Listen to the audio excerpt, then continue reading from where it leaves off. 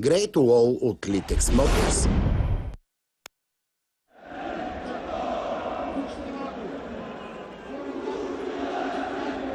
Уважаеми зрители, добър ден! Добре дошли на събитие номер 1 в българския клубен футбол. Левски срещу ЦСКА в 130-я сблъсък за първенство. Един матч, който всички вие пред малките екрани заслужавахте да видите и ще го видите. Благодарно за всички хора, които го направиха. Гледаем за вас в този ден и час. 15 000 зрители на националния стадион Васил Левски приветстват двата отбора, които излизат на терена, водени от главния арбитър в този матч Станислав Тодоров. Един матч, който не е просто матч, не е просто дерби. Това е един голям сблъсък на характери, на идеи. Един матч, който е въпрос най-вече на чест. И за да се спечели трябва една много сериозна психика, хладен ум и много хъс в този двубой. Класирането и точките нямат значение в днешния матч, макар че те поставят Левски в ролята на фаворит от позицията на втори в класирането, на 8 точки пред ЦСКА и на 2 точки зад лидера Лудогорец. Много често обаче, който е поставен в тази роля, си тръгва с наведена глава. За поредна година сериозни очаквания към сини и червени. Дано футболът го оправдае, както не винаги се е случва в последните години. Състава на символичния домакин от ЦСКА на вратата с номер 12 Томас Черни, 4 Михаил Венков, 5 капитана Тодор Янчев, 8 Лукас Саша, 11 Иван Бандаловски, с номер 14 Серж Нюаджи, 17 Анисе, 19 Апостол Попов, с номер 66 Пламен Крачунов, 71 номер Антон Карачанаков и с номер 99 Джонго Присо. Главен съдия на матча Станислав Тодоров с помощници Венцислав Гаврилов и Веселин Мишев. Арбитър от Шумен ще свири за трети път дербито между отборите на ЦСКА и Левски. Съставът на сините на вратата с номер 23 е Пламен Илиев и пред него с номер 2 Дъсли Мюлдер, с номер 3 Ромен Ели, с номер 4 капитанът на отбора Станислав Ангелов, 6 Орлин Старокин, с номер 8 Роман Прохаска, с номер 10 Христо Йовов, с номер 19 Базил Де Карвалио, с номер 22 Илиян Йорданов, с номер 31 е Марсиньо, с номер 45 Владимир Гаджев. Интересен състав на Илиян Илиев в матча с ЦСКА. Той касае най-вече левия фланг, където виждаме 23-годишният Илиян Йорданов да започва във втори пореден матч на Левски сред стартовите 11, след като направи това в двубоя срещу Литекс, спечелен от Левски с 2-1. В защитата Илиян Илиев е предпочел да заложи на Орлин Старокин, който печели място за сметка на португалеца Нуно Пинто като ляв крайен защитник. Останалите са добре познати. Станислав Ангелов, който замества контузения Димитър Везелов. Везелов претърпя операция преди няколко дни в Германия и ще бъде аут до края на полусезона. Партньор на Ангелов в центъра на отбраната е французния Ромен Ели, а в дясно ще бъде Дъсли Мюлдер. Гаджев и Йовов са двамата опорни полузащитници в състава на Левски. Отдясно ще действа словака Прохаска, отляво Илиян Йорданов, а Марсиньо и Базил Де Карвалио ще бъдат двамата футболисти, които ще действат в по-предни позиции. Една промяна направил Стойчо Младенов в сравнение с последния двубой, който ЦСКА изигра на стадион Славия, спечели го с 2-0. Сред титулярите се завръщан Джонго Присо, който изгуби временно доверието на Стойчо Младенов. В последните два мача не започваше титуляр, но сега е такъв. Той замества нападателя на ЦСКА, който игра срещу Славия Тасио. Това е единствената промяна. Иначе 11-те в червени фланелки са добре познатите, с които Стойчо Младенов залага последните няколко мача. В защита отдясно Бандаловски, отляво Михаил Венков, в центъра Апостол Попов и Крачунов. Пред тях двойко опорни полузащитници Лукас Саша и Тодор Янчев, който в момента играе с глава.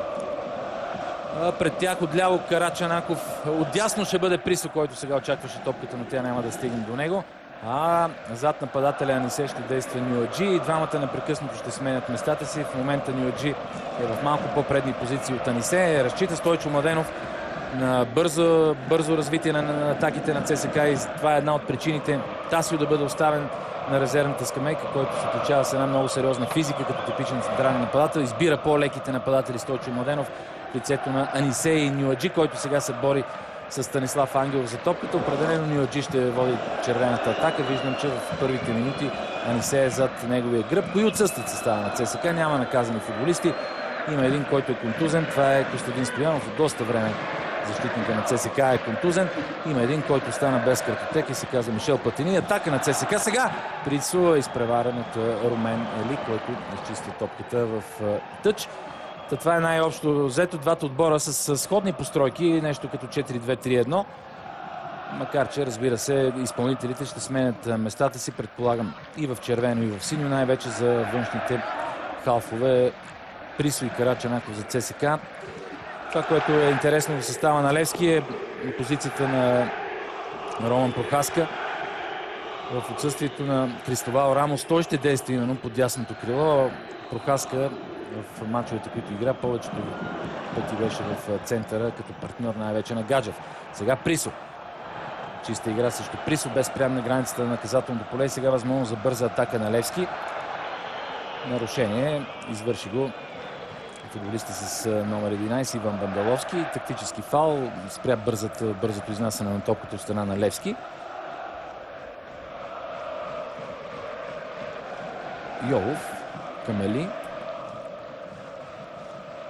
Станислав Ангелов, и той смени няколко позиции от началото на сезона.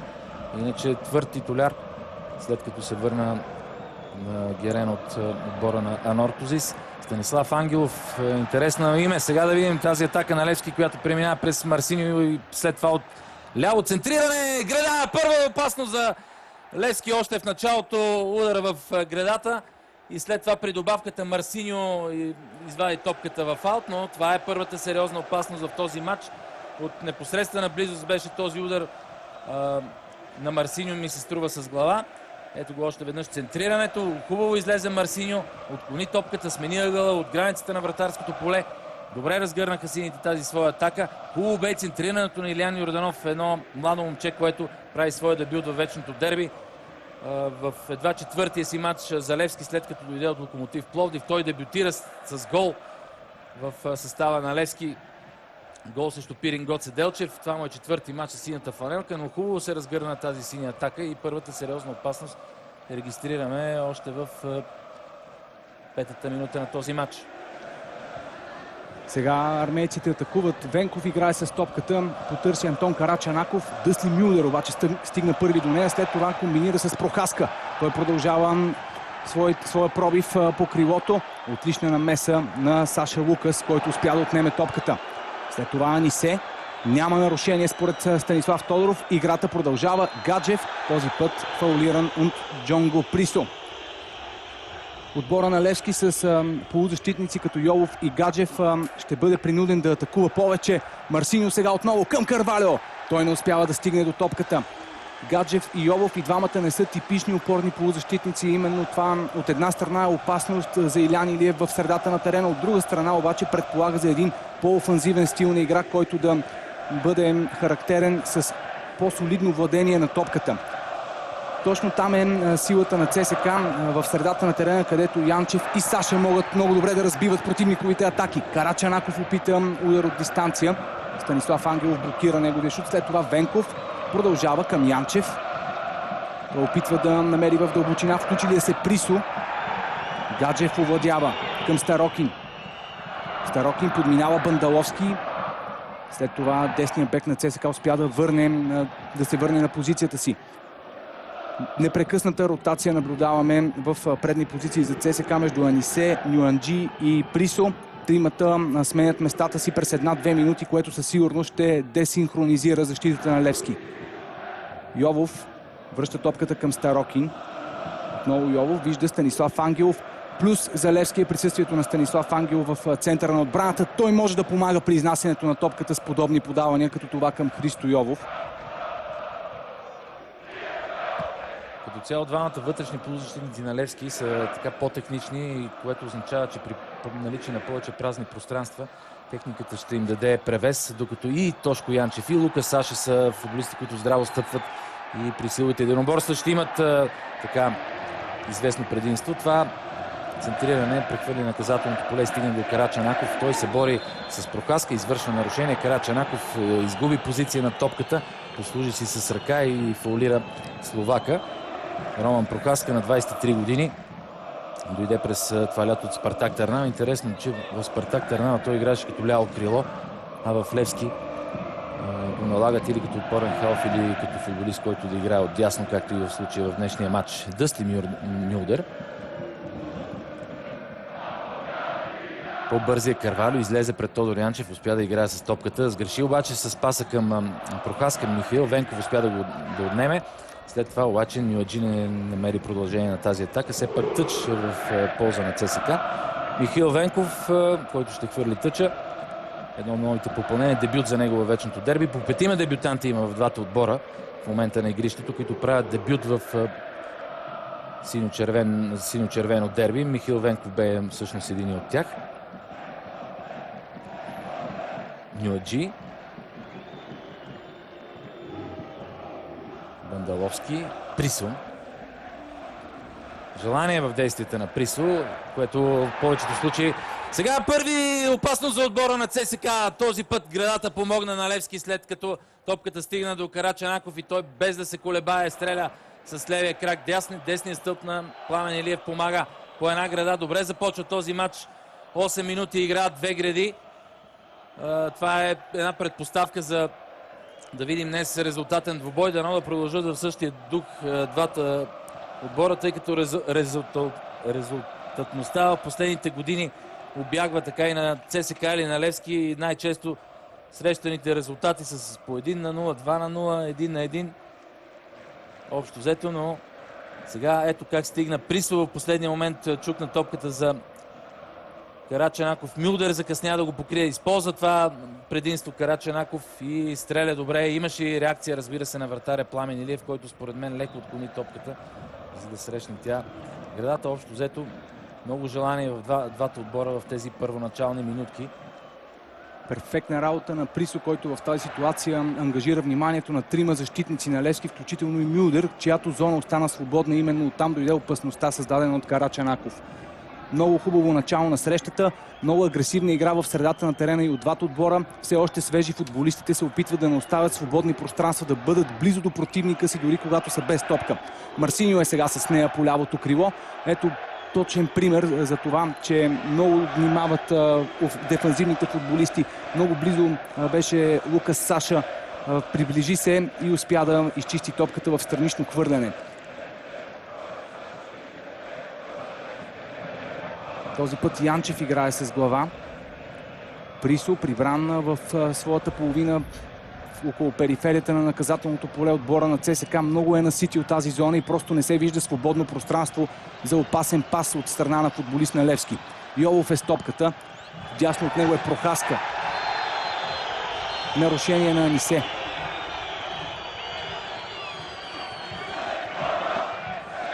Именно контузията на Димитър Везалов принуди Илян Илиев да изтегли Станислав Ангелов в защитата в последните матчове. Срещу Бероя Ангелов игра като ляв бек, след това срещу Локомотив София и Литекс като централен защитник. По принцип, при преминаването през лятото отново на стадион Георги Спарухов, Ангелов трябваше да бъде използван преди всичко като дефанзивен халф. Именно обаче контузията и проблемите в защита, факта, че Левски не се разбра с Диамотен, продажбата в Израел на Йордан Милиев сътвори тази необходимост Ангелов да играе като централен защитник. Засада на Антон Карачанаков и на Лукас Саша, който се включи от втора позиция и изкочи зад защитата на Левски, но беше в засада. Стойчо Младенов, матч номер 100 за него в А група, начало на червените, 77 победи, 10 загуби. До сега, както е водил отбора на ЦСКА в А група. С него са свързани така доста сериозните надежди на червените за палянковци. Отбора да се възроди. Стойчо пое ЦСКА в началото на миналата година и така за изненада на всички почти го докара до матч, не почти, направо си го докара до матч за титлата с Лудогорец. Загуби Стойчо вечното дерби през пролета срещу Левски, именно последния матч между двата отбора.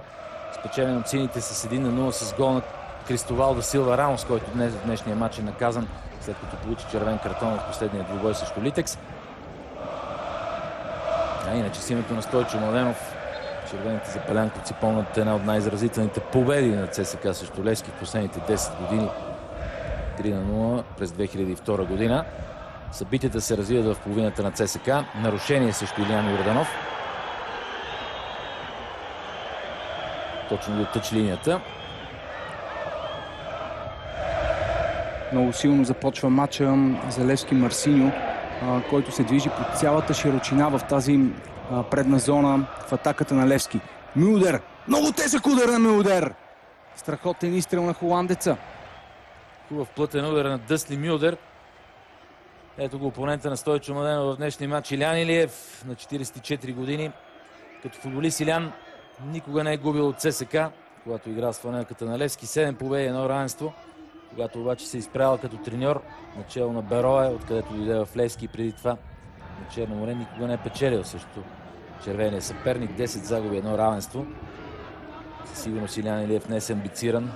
Предава и своята амбиция на своите възпитаници и на своите момчета да запише успех в днешния матч. Карачанаков, доста работа ще има за Мюлдер. Прохаска помага. Мюлдер протяга крак тъч за ЦСК. Прибран е Прохаска, не се включи много в атаката, за да помага на Мюлдер. Интересен сблъсък ще бъде Мюлдер срещу Карачанаков. Преди малко видяхте Мюлдер в атакуващ план какъв тежък удар нанесе. Той вкара първи си гол в А-група през настоящото първенство срещу Монтана. При победата на Левски с 2-0 като гост. Един от най-стабилните защитници на сините в последните 2 години, откакто Мюлдер дойде от Валвайк през 2010-та. Видяхте на повторение негови удар. Именно той сега хвърля топката към Базил де Карвалю, който избра по-добрата позиция, но изблъска в гръб Михаил Венков.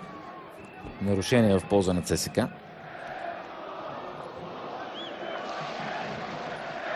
Ето го Базил де Карвалю. 8 гола от началото на първенството и 6 в последните 6 мача неминуемо е вкарвал поне по един гол. Само в двубоя срещу Ботев Пловдив не успя да се разпише.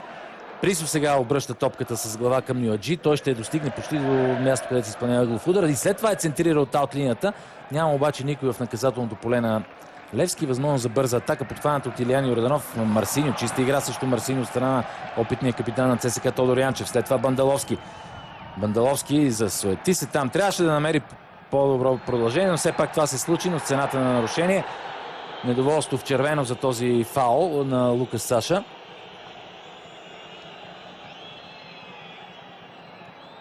Мисля, че съдията имаше право да го отсъди. Опасна игра на бразилеца. Именно Лукас Саша и Тодор Янчев са голямото предимство в защита в средата на терена за отбора на ЦСКА. Армейците разполагат и с повече скорост по крилата, където виждаме Присо и Карачанаков, но това, което ми прави силно впечатление в началото на матча е перфектната работа не само на Присо, но също така на Нюаджи и Анисе. Тримата най-офанзивни футболисти непрекъснато извършват ротация и по този начин създават проблеми за защита на Левски, докато Карачанаков се е ангажирал изцяло в играта си по лявото крило, където видяхме още в самото начало на срещата, че успя да удари греда, след като беше изпуснат от Дъсли Мюлдер. Нарушение в полза на ЦСКА, след като Прохаска игра непозволено с ръце. 15 хиляди зрители по трибуните, по много скромно мнение. Очакванията бяха за 20, но и 15 не е лошо.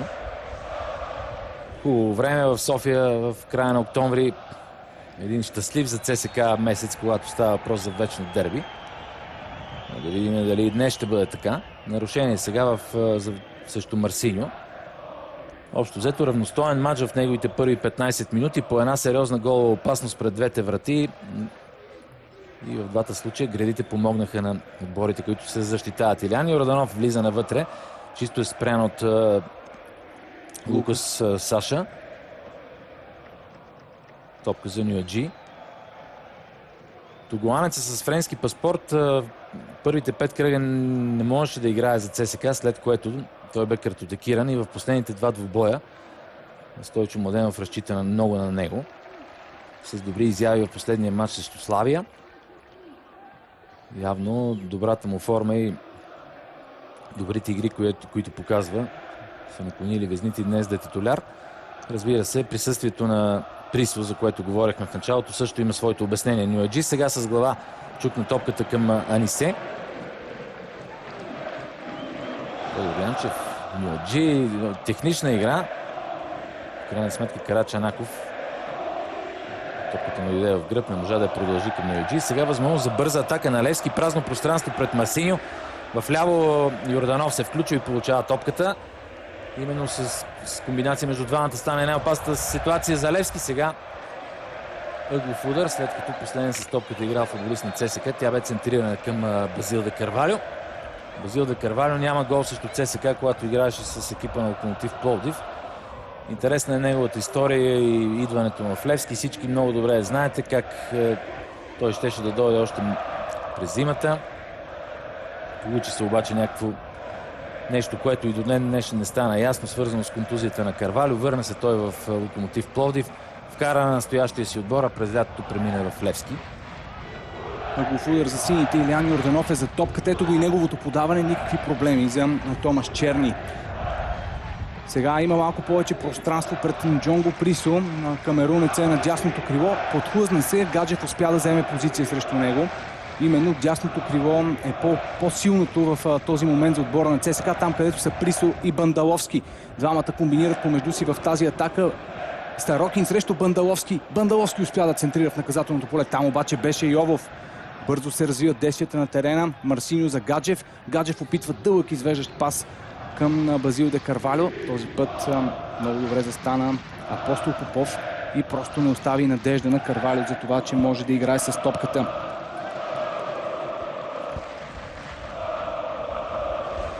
Кръчунов.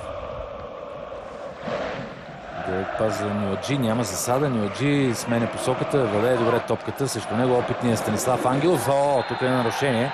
Задържа, след като изгуби позиция и топка Станислав Ангелов, задържа за фанелката Нюаджи. Най-вероятно Станислав Тодоров ще може да предупреди синия капитан.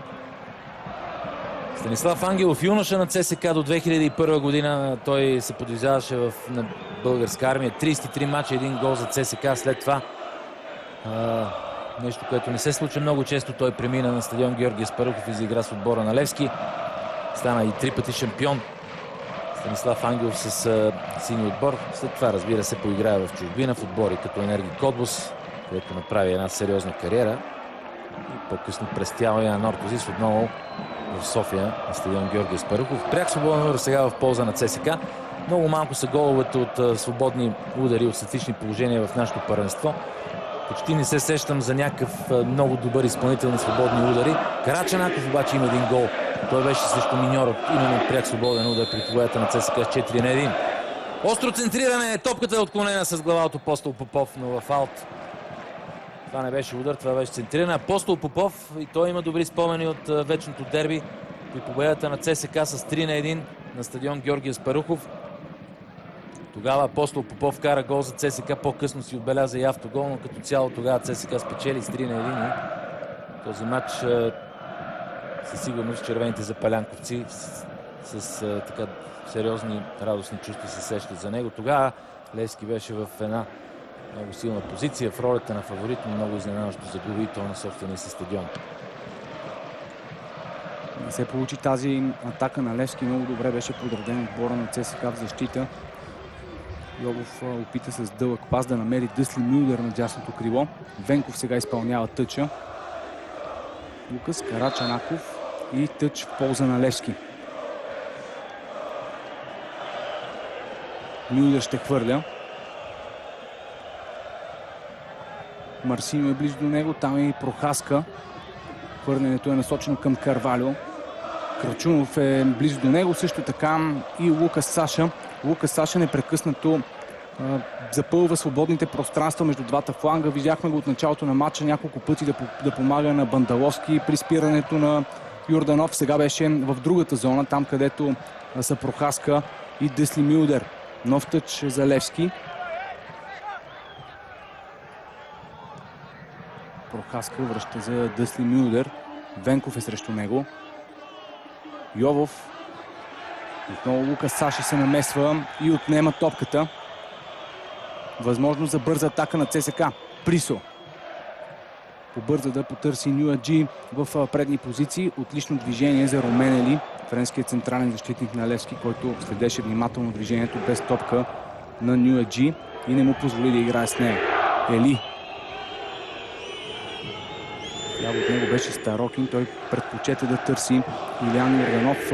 Може би изненадата в стартовата 11-торка на сините. Ви каза, че той дебютира за Левски в 6-тия кръг в матч срещу Пирин Гоце Делчев. Тогава Йорданов се появи на почивката като смяна на Райков. В следващия двубой с Локомотив София отново влезе като резерва на място на Райков, а в двубоя срещу Литекс вече започна като титуляр на мястото на Райков. Много сериозно измести Симеон Райков от титулярното място на лявото крило Илиян Йорданов и започва и днес в вечното дерби. Сега именно той играе с топката и подава към Марсиньо. Изпуснаха бразилеца защитниците на ЦСКА. Марсиньо сменя посоката, но беше затворен и не успя да продължи пробива си в наказателното поле.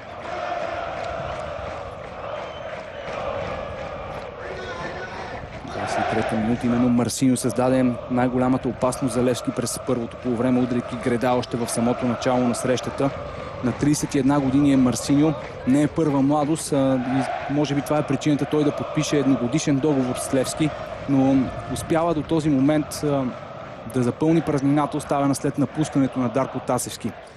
Нека да не забравяме, че са малко футболистите играли четвъртфинал в Шампионска лига, които играят в българските клубни отбори, какъвто е случай с Марсиньо при изненадащия четвъртфинал за Поеми Козия преди два сезона. Сега Присо не успя да влезе наказателно поле. Лукаш Саша наляво за Михаил Венков. Михаил Венков кара и първия си гол за ЦСКА в последната минута, в последния двубой срещу Славия. Центрира обаче не по най-добрия начин топката в наказателното поле. Сега Тодор Янчев връща назад към Апостол Попов. Затрудни тази топка Апостол Попов. Загуби равновесие, но в крайна сметка успя да предизвика сериозна ситуация Апостол Попов и да извади в тъч. Пред алтернативата да я загуби в центъра. Старокин ще хвърли тъча. Топката отнета на Карвалю. Много внимават футболистите на ЦСКА за Базил де Карвалю. Предават си го Апостол Попов и Крачунов щафетно. И общо взето не позволяват топката да стига до него. Сега грешка на Станислав Ангелов. Нюаджи намира добро продължение към Карачанаков. Има ли нарушение срещу Карачанаков? Има. Ще има и жълт картон в тази ситуация. За симулация. Много грешно решение на Карачанаков, тъй като Анисе беше близо до него. Ще видим на повторение. Имаше отлични условия за двойно подаване, което можеше да елиминира синята защита. Абсолютна симулация на Карачанаков. Това не е нещо ново за него. Само да ви припомня последното вечно дерби. Когато Левски спечели с 1-0, тогава Карачанаков опита да проси Дуспа по подобен начин. Ето къде е Анисе. Вляво, в дясно от него перфектно двойно можеше да се получи. Първо, това е едната страна. Второ, че той можеше да си продължи да се бори за тази топка, която реши в крайна сметка да играе самостоятелно, но най-глупото решение за младок от Ново Делчево беше да проси перфектен Станислав Тодоров в тази ситуация. Центриране сега, което Дъстин Мюлдър вади в ъглов удар в полза на ЦСКА. Перфектен Станислав Тодоров. Много беше близо той до ситуацията и много точно отсъди. И правилен жълт картон за Карачанаков в тази ситуация. Ъглов удар за отбора на ЦСКА. Вдясно Карачанаков изпълнява. Върхлетя Апостол Попов, но не стигна до топката. В крайна сметка футболистите на Левски успяват да изчистят. Тъч в полза на червените. Карачанаков бърза. Михаил Венков пък напротив успокоява го да не бърза толкова. Именно Венков е човек, който ще изпълни тъча. Стойчо Младенов, макар и мнозина да очакваха да излезе с по-дефанзивна тактика, виждам, че няма нищо подобно като поведението на футболистите на ЦСКА вече 25 минути, а и като изпълнители. Просто Стойчо избрал да атакува с по-подвижни футболисти в предни позиции. Карачанаков центрира. Няма как тази топка да стигне до Присо, но Ели не успя и добре да изчисти. Присо все пак успя да си я вземе. Там пред погледа на Илиян Йорданов, но и той, както Карачанаков преди малко, се засуети и вместо да я подаде, реши да я задържа. Тъй, че сега е в полза на Левски. Перфектна работа на Иван Бандаловски, който блокира, затвори Илиян Йорданов и не му позволи да организира контратака. Хубав синхрон между Бандаловски и Тодор Янчев, който през това време зае позицията на Бандаловски и беше близо до Марсиньо. Така че дори да се беше получил паса на Илиян Йорданов, то на Марсиньо нямаше да му бъде лесно с Тодор Янчев на гърба си. Отбора на ЦСКА организира атака. По-скоро пресата на Левски ги принуди да върнат топката обратно в своята половина. Апостол Попов връща към Томаш Черни. Смениха тактиката сините. Опитват преса, малко по-дълбока преса в противниковото поле. Тя дава резултат. Старокин връща към Пламен Илиев. Струва ми се в тези 25 минути, че има някакво колебание в централната защитна двойка на Левски.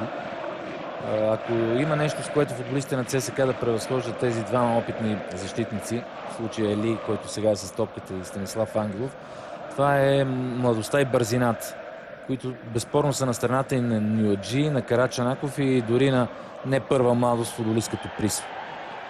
Освен това, да не забравяме, че ако има някое звено, което да е сработено в отбора на ЦСКА, това е точно защитата, където Крачунов и Апостол Попов играят без смяна от началото на сезона. Изкараха и миналия сезон един до друг в центъра на отбраната. Бандаловски също, единствения нов е Венков. Свободен удар за Левски подсъди Станислав Тодоров. След тази синя атака преди секунди, топката ще бъде поставена на около 27-8 метра от вратата на ЦСКА.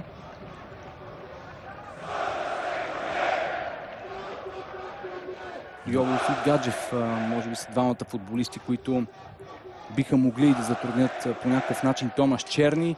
Йолов с по-техничен удар, докато Гаджев с по-силен. По всичко личи, че десетката на Левски, Христо Йолов, ще се заеме с изпълнението на това статично положение. Не е лоша позицията, от която ще стреля Христо Йолов. Петима души в стената за ЦСКА. Двама вклинени от Левски в нея. Йолов. Топка в стената. Гаджев. Отново този път Лукас Саша блокира негови удари. Това е добра възможност за контратака. Карачанаков е с топката. Великолепно смени посоката и сега търси своите съотборници напред. Там е Нюанджи, там обаче и Пламен Илиев. Отлична възможност пропускат червените за контратака. Много добре се разгърнаха. Анисе и Нюаджи бяха останали зад гърба на синята защита. 2-1 и ако паса на Карачанаков беше малко по-прецизен, то наистина за Левски ставаше много сериозно. Ето това е силата на отбора на ЦСКА и това са подходящите изпълнители, за които Стойчо Младенов гласува доверие в днешния матч. Именно явно това целите, това нещо. Бързи атаки с едно докосване, с скоростни футболисти. Свободен удар ще има сега за ЦСКА. Част от хореографията в червения сектор.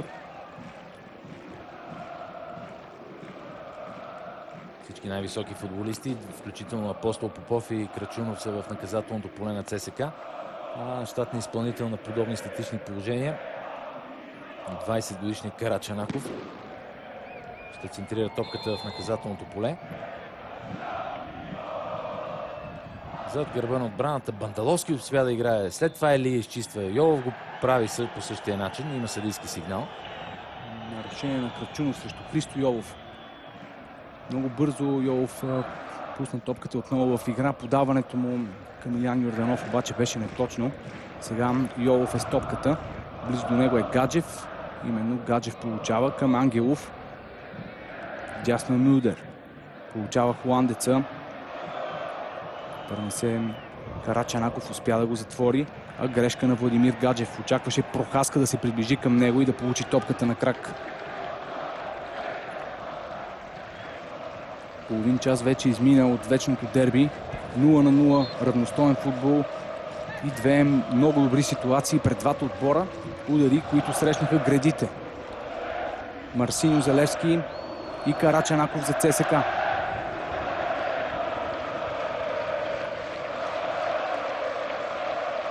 Хубавото е, че агитките са доста коректни и не вършат неща, за които после да се пише в сводките на СДВР. Интересно за мен поне е, че ЦСКА, макар и символичен домакин, агитката на Левски ми се струва по-многобройна от тази на ЦСКА, защото се касае до двата странични сектора.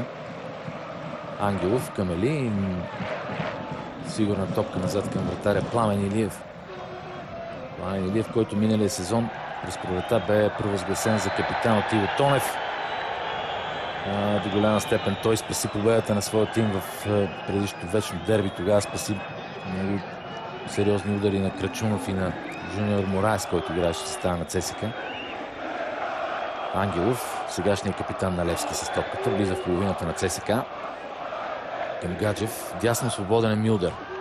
Получава и то много добре топката, за да напредне. Малко се забави със старта Мюлдър. Успя да стигне до каблото. Центрира го в наказателното поле, където Михаил Венков клекне, за да играе с топката и подхвана атака за ЦСКА, своевременно спряна от Гаджев.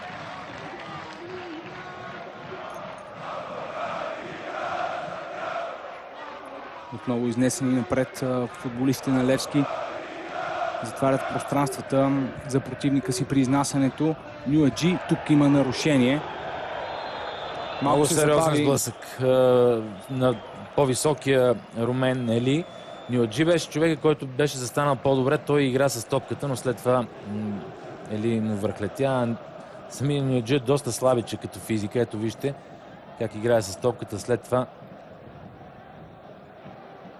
Абсолютен фаул. Забави се Станислав Тодоров просто с маркирането на нарушението. Янчев, пас дълбочина към Анисе. На гърба му Ангелов. Тук Нюаджи може да стреля. Точно ще да кажа, че ми се губи в този първи половин час Анисе.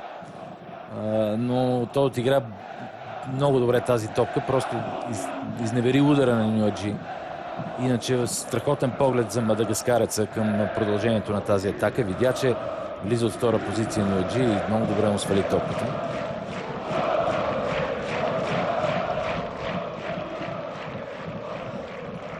Ангелов. Няма свободни негови съотборници. Много компактно подреден изглежда отбора на ЦСКА в отбрана.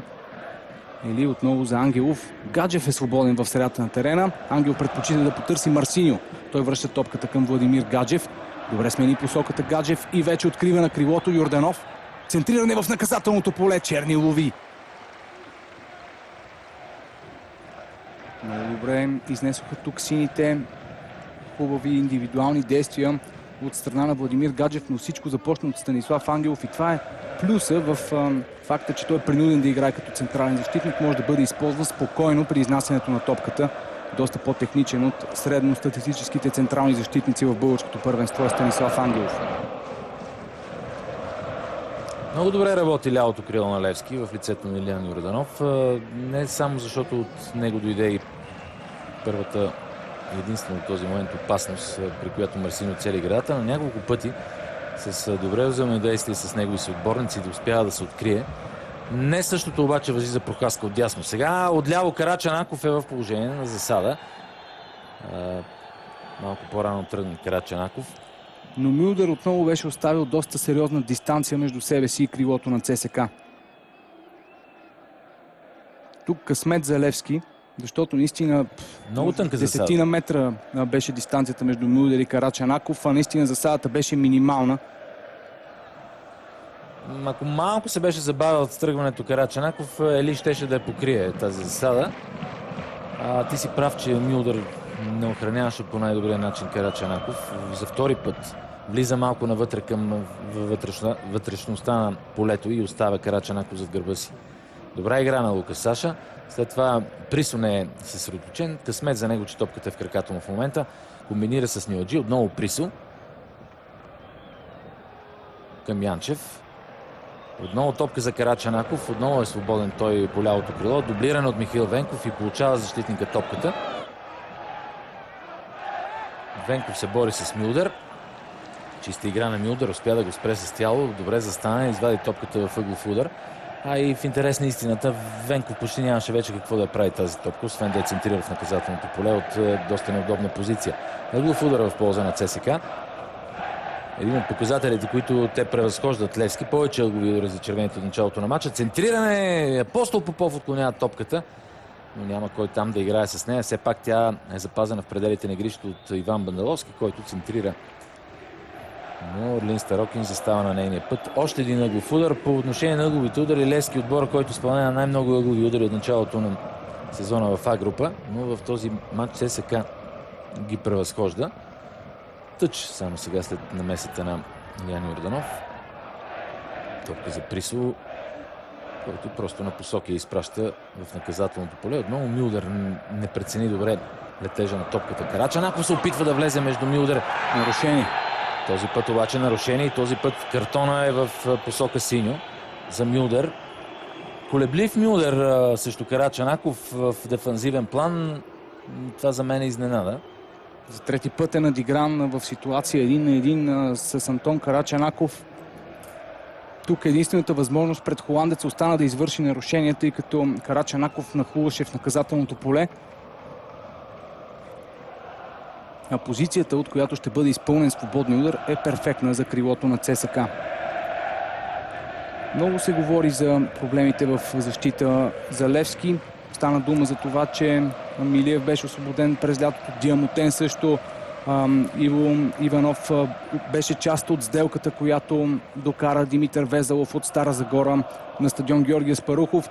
И в един момент при контузията на Везелов Левски остана де-факто само с един типичен централен защитник в лицето на Румен Ели. Сините обаче са допуснали едва 4 гола от началото на първенството, което говори добре за работата в защита за отбора на Левски. Един гол повече е допуснал тима на ЦСКА от началото на шампионата, но пък армейците са отбелязали по-малко голове. С 13 гола са отбелязали от началото на сезона. Може би това се дължи до известна степен и на липсата на един добър централен нападател като Мишел Платини. Карачанаков няма как да изпълни това статично положение и Лукас Саша застава за топката. Сега сигурно червените фенове ще се сетят за Христо Янев, който в началото на сезона бе в състава на ЦСКА. Може би последният прекрасен изпълнител на подобни статични положения. На Христо Янев, знаете, беше освободен от отбора на ЦСКА. Стойчо Младенов репликира Тодоров, иска да пусне Карачанаков на игрището, но този апел не е удовлетворен от Тодоров. Удар на Саша, топката отбита от стената, излиза в поредния ъглов удар. Може би над 5 ъглови удар от началото на матча за отбора на ЦСКА. Лукас Пачеко, Фини Саша на 22 години. Нов футболист за състава на ЦСКА, дойде от бразилския Сао Жозе. Известен поне за мен отбор, иначе имаше и участие в втородивизионния италиански Катанзаро. Лошо изпълнение сега на Саша. Много тежко влизане срещу Илян Йорданов. Беше маркирано нарушение от Станислав Тодоров. Няма да има проблем с фланговия футболист на Левски и той ще продължи участието си без наместа на медицински екип. По-скоро той има претенции за броя на нарушенията, които са извършени срещу него. Ели е с топката.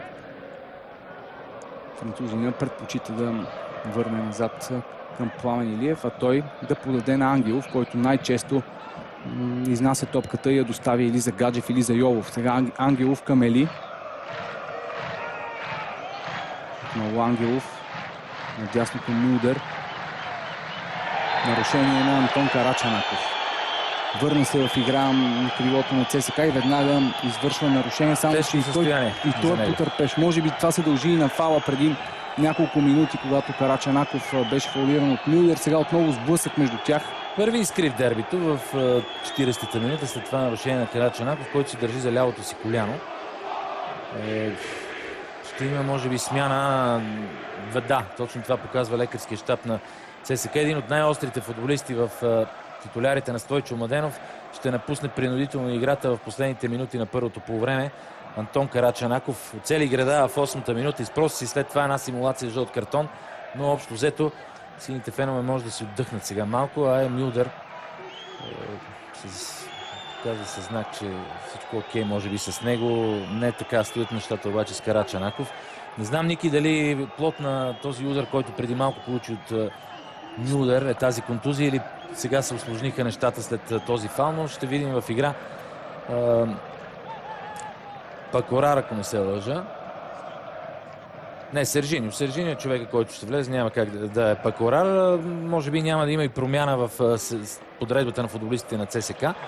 Сержиньо е халф, който може да играе вътре. Като вътрешен халф може да играе отляво.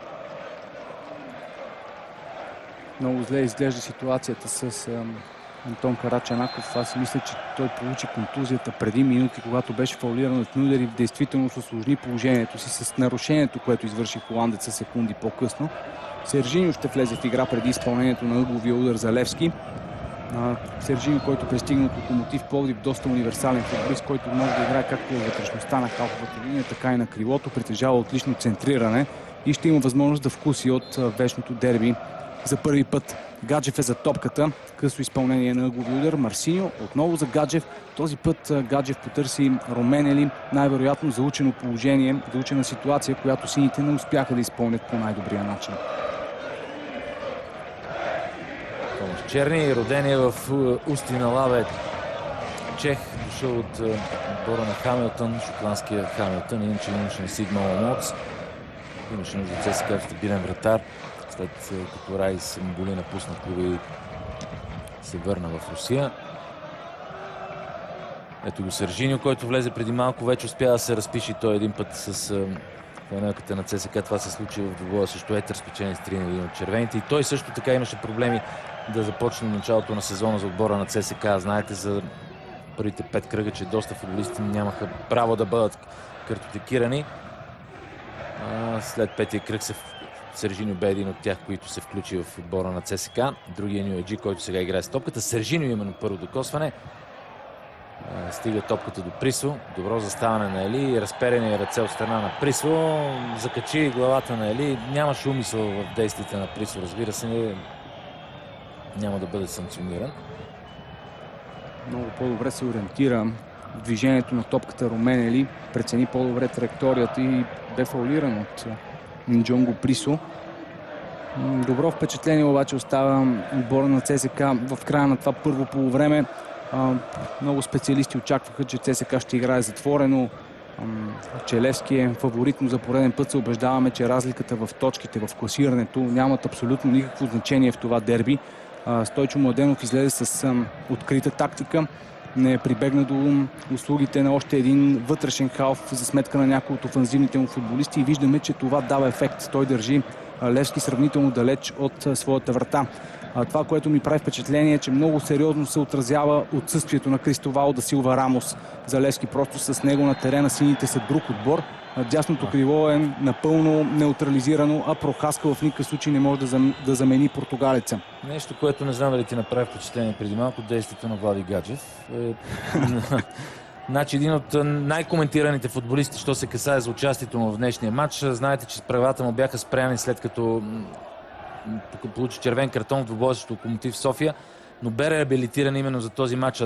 Действието му преди малко, жеста, който посегна с топката към Лукаш Саша, говори, че явно сега има доста остро влизане на Нюеджи. Той си получи заслуженото в тази ситуация. Жълт картон, разбира се. Опасна игра на Станислав Тодоров. Разбира се, привържениците на ЦСКА, както и треньорското ръководство, имат претенции към това отсъждане, тъй като Нюеджи излизаше абсолютно сам срещу Пламен Илиев. Жълт картон за Нюеджи. Трудности ще има за четвъртия съдия Ахмед при укротяването на треньорската скамейка на армейците. Нека видим и повторението на тази ситуация. Опасна игра. Първи с топката играе Нюеджи, но високо вдигна крака. Имаше основание да отсъди този фаул. Ето, още веднъж. Не виждам какво толкова може да претендират отбора на ЦСКА. Ангелов беше при това с гръб към Нюеджи. Той тръгва да чисти топката. Абсолютно правилно решение на Тодоров. За мен също. Първи с топката игра, но крака беше доста високо вдигнат. Йолов изпълнява не по най-добрия начин това статично положение. Ели пък още по-зле отигра тази топка. Марсиньо се опита да я остави в половината на ЦСКА, но ударът му бе пресечен от Нюеджи. Една минута добавено време на първото полувреме вече тече. Сега нарушение на Бандаловски. Бутна след това футболист в синьо. Йорданов, той падна като покосен от снаряд. Може би отново опасна игра видя Станислав Тодоров за Бандаловски. Това е причина той да спре играта. Да. Срещу Орлин Старокин с бутоните напред. Абсолютно правилно решение. Виждаме от тази камера, от тази гледна точка се вижда отлично. Е футболист, който играе на ръба на риска. Да не ви припомням неговото действие срещу левия защитник на Дания Ваз, когато получи червен картон. И сега топката наистина беше ничия, но подхода на Бандаловски към нея с бутоните напред беше опасно. Да не говорим, че при малко по-остри такива влизания, дори червените картони някой път са влизали в игра. Сещам се ситуацията с дербито на Англия между Ливърпул и Манчестър Юнайтед. Жълт картон. Жълт картон за Бандаловски и мисля, че напълно заслужен.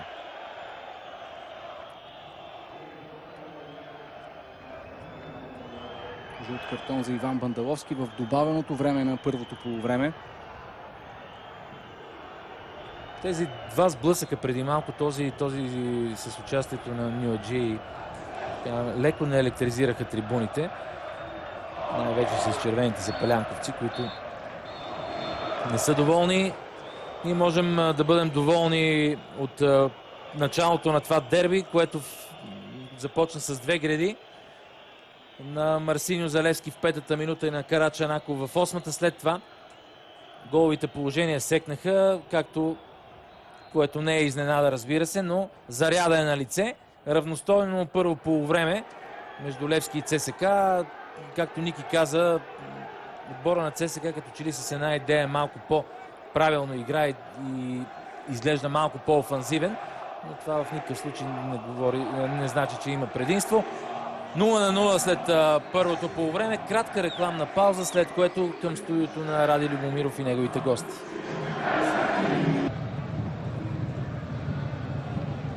Уважаеми зрители, ето ни отново на стадион Васил Левски. Всеки момент Станислав Тодоров ще даде началото на второто полувреме на 130-то вечно дерби ЦСКА срещу Левски. 0-0 след първите 45 минути, след едно вихрено начало на този двубой, две греди в първите 10 минути. След това без голови положения. Една смяна в състава на ЦСКА. Антон Карачанаков напусна контузен играта в края на първото полувреме. Сержиньо влезе на игрището. Преди малко ми съобщиха от лагера на ЦСКА, че ситуацията с Карачанаков е много сериозна, скъса връзки, което така тези от вас, които разбират от спортна медицина, знаят много добре какво означава това. Означава, че Карачанаков почти сигурно полусезона за него завършва. Бандаловски сега тормози синята отбрана. Центрира топката в наказателното поле на Левски. След това играе и с глава. Там грешка. Нюаджи играе с топката и открива резултата. Нюаджи открива резултата в 46-та минута. След като се възползва от една детинска грешка в отбраната на Левски, на разбирателство между Румен Ели, ако не се лъжи, и Пламен Илиев. И след много слаб удар обаче успя да вкара топката в мрежата на Левски. Какво начало на второто полувреме? ЦСКА открива резултата в днешния двубой след сериозна грешка в синята отбрана и неразбирателство между Румен Ели и Пламен Илиев. Позволиха на Нюаджи да насочи топката в мрежата. Ето още веднъж какво се случи. Бандаловски прати топката. Ето тук Нюаджи първия път бе оставен зад гърба от Ели и стреля, спаси Илиев. След това при добавката вече прошка нямаше за синята отбрана и за вратаря Илиев, но грешката според мен е на Румен Ели, който позволи зад гърба му тази топка да го прехвърли, Нюаджи да влезе зад гърба му и да отправи този удар и след това тази добавка. Много груба грешка, много голямо разстояние между защитниците на Левски. Старокин също изпусна Присо. Ели опита да остане близо до Присо, но пък допусна Нюаджи зад гърба си. Ангелов в този момент внимаваше за присъствието на Сержиньо, който също се беше включил в наказателното поле. И Нюаджи се възползва от свободното пространство и възможността, която получи буквално от нищото след топката, която Бандаловски успя да насочи с глава в наказателното поле. Начало на второто полувреме по начин, по който започна и матча, само че този път не греда, а гол в полза на отбора на ЦСКА, който повежда в резултата. От тук нататък ще става каквото ще става. Имаше нужда този двубой от гол, за да се открие малко играта. Може би този гол ще разкрепости футболисти на двата отбора, които прекалено много внимаваха през първото полувреме. Именно това беше основната причина да няма голови положения. Двата отбора предпочитаха да не рискуват, преди всичко да се застраховат от това да не допускат грешки. Ето, че Левски допусна грешка още в първите секунди на второто полувреме и това вече променя нещата на терена. Старокин, притесняван от Присо, Пламен Илиев връща топката към Орлин Старокин. Старокин отново Присо продължава да бъде близо до него, принуден е левия бек на Левски да върне топката към Ели. Той за Ангелов. Стана дума за това, че отбора на ЦСКА направи добро впечатление с играта си в атака през първото полувреме, но какво начало за армейците в началото на втората част. Наистина летящ старт за тях и гол още в 46-та минута. Споменах за това колебание между Ангелов и Ели в централната двойка защитници на Левски през първото полувреме. И сега се случи точно това в 46-та минута. Първо лошата позиция на Ели, след това Ангелов закъсня да изчисти топката, след като Илиев успя да избие. Възможно сега за бърза атака. Венков я подхваща. Ниоджи се измъква. Празно пространство пред тогуанеца. Той центрира обаче много лошо и много силно. Непосилна топка за Анисе, но пък лесна за Пламен Илиев. Този гол ще отвори матча от всякъде. Левски беше в позицията на догонващ за първи път през началото на това първенство в Стара Загора, когато Берой поведе с 1-0, но след това сините успяха да обърнат за 2-1 през второто полувреме. Да видим сега как ще отреагират момчетата на Илян Илиев срещу ЦСК. Каквото и да е имало като някакви тактически замисли за второто полувреме, те може би ще бъдат променени по някакъв начин след това попадение на Ниоджи в 46-та минута. При всички положения Левски би трябвало да бъде по-активният отбор в търсенето на изравнителен гол. Предполагам, че Левски постепенно ще вземе сега контрол над играта, ще задържа топката в по-продължителен период от време, но ЦСКА с много бързите си флангови футболисти ще играе великолепно на контратака. Не се излиза на върха на червената атака, но Пламен Илиев успява да стигне първи до топката. Виждаме две последователни акции на армейците с атаки с пас в дълбочина, излизане на футболисти зад защита на Левски. Ето това е идеалният сценарий, по който може да се развива матча за армейците. Нарушение срещу Иван Бандаловски. Извърши го Йорданов. Именно Бандаловски подаде топката с глава в наказателното поле, за да може Ниоджи да открие резултата в вечното дерби. Първи гол за Ниоджи с фланелката на ЦСКА в дебюта му в вечното дерби при едва третия му матч с екипа на червените. Футболиста, който дойде през началото на сезона от втори отбор на френския Ница. Той е тогуанец с френски паспорт. Сержиньо центрира топката в наказателното поле. Там с нея този път доста по-успешно играе Ли. А Йорданов можеше по по-добър начин да отиграе тази топка. Тъч в полза на червените в близост до вратата на Пламен Илиев. Бандаловски ще го изпълни най-вероятно. Да, точно така. Бандаловски посегна с кръка напред. Присо. Центриране на Лукас Саша без проблеми за Пламен Илиев. Сините започват постепенна атака. Отбора на ЦСКА много бързо успя да прелее, да се прегрупира и да затвори централната зона на игрището. Принудени са футболисти на Левски да разиграват по широчина на терена. Ангелов е с топката. Пуска към Ели. Вляво от него е Старокин. Карвалио търси свободно пространство. Базил де Карвалио, който е тотално неутрализиран до този момент от защитата на ЦСКА. Нито една удобна топка не достигна до него през първото полувреме. Второто започва по идентичен начин, без Карвалио да може да играе често с топката в близост до вратата на ЦСКА. Нарушение на Йорданов преди малко. Не беше за картон, въпреки че отщава на ЦСКА искаха такъв от Станислав Тодоров за левия халф на Левски.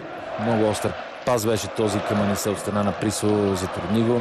Анисе сега комбинира с Сержиньо. Задържа добре, връща назад Анисе. Пас за Сержиньо, който обаче е в положение на засада. Топката е във вратата на Левски, няма да има гол.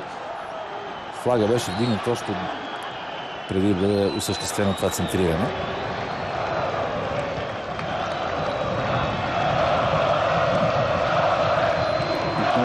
Деликатно, но точно решение на съдийската бригада. Този път засадата беше на Венков.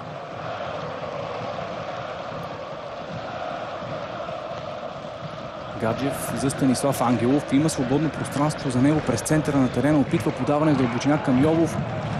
Минимален шанс остава за Христо Йолов. Едно подобно центриране. Изсипване на топката в наказателното поле на ЦСКА. Томас Черни. Отдавна не бях виждал вратар с шапка.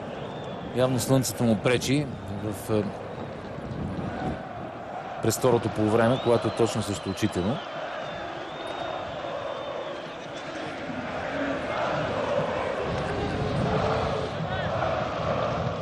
Десет са случаите в историята на вечното дерби, когато Левски изостава в резултата и е стигал до пълен обрат. Ще видим дали това може да се случи и днес. Сините дори имат обрати от 0 на 2 на 3 пъти. Първата смяна състава на Левски се казва Симеон Райков. Футболист, който притежава една сериозна скорост, а и сериозен актив като статистик от началото на сезона. Но пък е недолюбван явно от Илян Илиев, що се касае за титулярните 11. 3 гола има Райков и 3 асистенции от началото на сезона за състава на Левски. И то много важни голове. Визирам, разбира се, най-вече последното му попадение, което той донесе успеха срещу Литекс.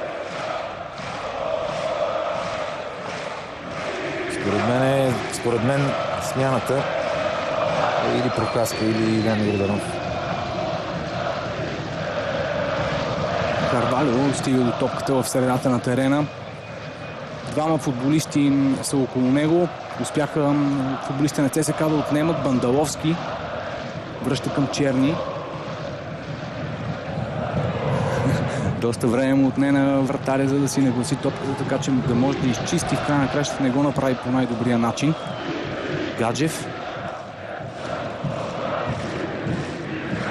Ангелов. Марсиньо е близо до него. Станислав Ангелов продължава да играе сам. Труден пас, неудобна топка за Илян Йорданов. Той след това извърши нарушение. Станислав Тодоров много добре остави играта да продължи. В дясно сега е Присо. Той получава топката от Лукас Саша. Нюаджи на върха на атаката. Какво прави Присо? Направи едно голямо нищо, както се казва. Причистено предимство на червените при тази атака. Той би да подари топката на противника. Едва ли не най-добрият вариант. Отляво много добре се беше включил Сержини, но Присо дори да е искал да му подаде, не успя да го стори. Сега атака през центъра. Марсиньо, топката не стига до футболист на Левски в наказателното поле. Това беше Йолов. Сега бърза атака на ЦСКА от дясно. Топката стига до Присо. Празно пространство пред Присо. Влиза в наказателното поле. И малко остана само на Нюаджи да направи резултата 2-0. Този път Присо свърши всичко както трябва. Перфектен пас и на Бандаловски, който го изведе на дясното крило. Присо успя да спечели около 30 метра. Успя да надбяга защитите и пусна великолепно топката за Нюаджи, който обаче се забави. И само я изгледа жално как тя минава под носа му и излиза в аут. Перфектна контратака на ЦСКА. Много добре разгърнаха тази своя атака армейците, но не успяха да я завършат. Ето още един път начинът, по който Присо изнесе с много висока скорост атаката, а Нюаджи явно не успя да следва бързината на Присо. Смяната в състава на Левски извършена. Христо Йолов напусна игра, а на негово място Симеон Райков. Смяната ще смени изпълнителите на игрището. Прокаска, който беше абсолютно незабележим по десния фланг, сега минава в центъра. Ето го с топката. Там, където действаше Йолов. Прокаска застава до Гаджев. Естествено, Симеон Райков по дясното крило. Това вече ще даде малко повече острота в атаките на Левски от дясно, където Райков ще може да играе и най-вече да пробива към вътрешността на терена, откъдето пък да стреля евентуално с левия крак. От друга страна, Прокаска определено не се чувстваше комфортно на дясното крило. В средата на терена струва ми се, че той ще бъде по-полезен за своя отбор. Станислав Ангелов получава топката в средата на терена. Марсиньо не успява да стигне на топката. Венков я чисти напред към Джонго Присо. Гаджев получава контрол в центъра. Добро подаване по крилото за Йорданов. Закъсня Бандаловски. Йорданов успя да центрира в наказателното поле, но Марсиньо не овладява топката. Хубава атака на сините. Милдер. Райков с едно докосване към Марсиньо. Карвалио на върха на атаката. Йорданов също е в наказателното поле. Сега обаче топката стана за кратко притежание на ЦСКА, преди Десли Мюллер отново да я върне в полза на Левски. Венков изпреварва Симеон Райков и веднага започва бърза атака за ЦСКА. Нюаджи не успя да стигне до топката преди Десли Мюллер. Тъч в полза на червените. Състоянието на Нюаджи няма как да не притеснява в момента на тренерски щаб на ЦСКА. След като бе изнесен от Мюлдер. Мюлдер трябва да внимава за подобни действия, тъй като вече има жълт картон. Нищо чудно при следващия такъв фаул срещу Нюаджи да му съдията му покаже втори жълт. Доста остро влезе в краката на Нюаджи, няма спор. Той фаул не знам дали беше маркиран въобще. А в действителност можеше да бъде отсъдено нарушение. Това може би първия пропуск Далече беше съдията от Станислав ситуацията. Тодоров. Точно така тъч веднага изпълни. Състоянието на Нюаджи е стабилно, остава той на игрището. Мандаловски печели въздушния двубой с Илян Йорданов. След това паса не стига до Присо. Почти един час игра на националния стадион Васил Левски. ЦСКА води срещу Левски с 1-0 след попадението на Серж Нюаджи в 46-та минута. Ели.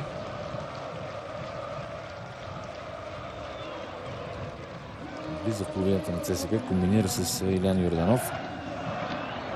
Не успя Лукас Саша да му отнеме. Прохаска. Стреля отдалеч. Апостол Попов на пътя на топката. Тя попада сега в краката на Марсиньо. Той раздава надясно за Симеон Райков. Дъсти Милдър. Марсиньо. Плътно прибрани футболистите в червено и такива грешки могат да бъдат наказани, когато топката се отнеме и бързо се прати в предни позиции, както това направи Лукас Саша. Малко като че ли не прецени добре траекторията. Присо влезе навътре, искайки да играе с топката, но Паса го извеждаше сам срещу Пламен Илиев. желанието на Присо беше, ако може да стигне до топката и да поведе, но не се случи точно това. Втора смяна ще извърши Илян Илиев.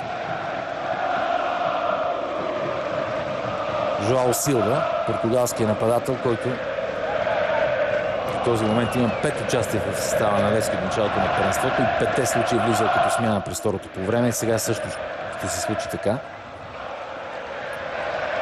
Милдър отнема и започва атака за Левски. Подаването на холандеца обаче под всякаква критика.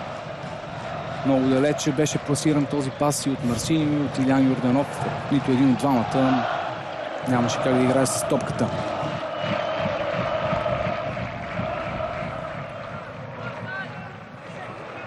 Бандаловски хвърля за Присо. Отново Бандаловски. Нюаджи пита с едно докосване да елиминира Румен Ели. След това обаче извършва нарушение срещу френския защитник. Дигна се темпото на игра през последните минути. Отбора на Левски опитва да вземе контрол над притежанието на топката, но виждаме как във всеки един момент, в който пък я изгуби, подлежи на тежка контратака.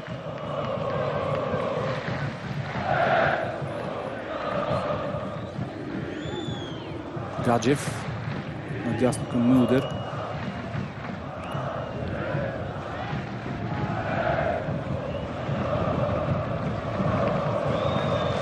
Опит за пас дълбочина, който произведе Симеон Райков. 4-4-1 е подреден отбора на ЦСКА, когато се защитава при постепенно изнасяне на топката от противника. Почти никакви свободни пространства не остават и това се вижда от началото на матча. Сините трудно стигат до някакво по-добро положение, в случай, че даден футболист на Левски не спечели или не елиминира 1-1 противников състезател.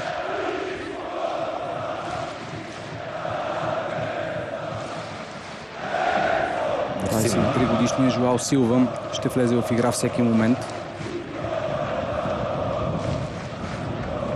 Марсиньо към Старокин. Много футболисти в червено. Има 2 вала в защитата и още 5 футболисти пред тях. Лесно грешат сините и това дава възможност за бързи, много опасни атаки. На 3 пъти се слоето и сега 3 на 1. Няма засада. Присо. Присо сам влиза в наказателното поле. Присо!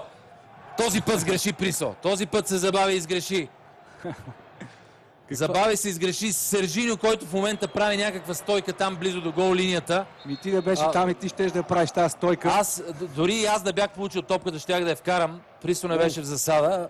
Сержиньо беше човека зад отбраната. Ето, много се забави. Трябваше малко по-рано да подаде Присо.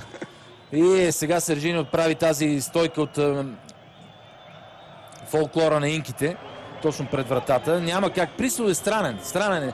Ники преди малко тази ситуация, когато подаде на Нюаджи, честно ти кажа, бях готов да се заложи, че Присо ще шутира тогава, тъй като имаше и логика да го направи. Ъглов удар. Избиват футболистите на Левски. Станислав Ангелов, той се ли играе разумно. А сега пък Присо реши да играе сам, когато се забави.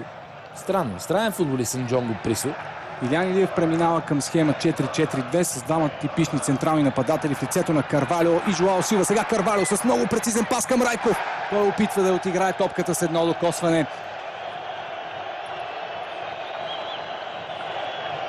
Сериозна ротация в схемата на Левски след влизането на Жоао Силва.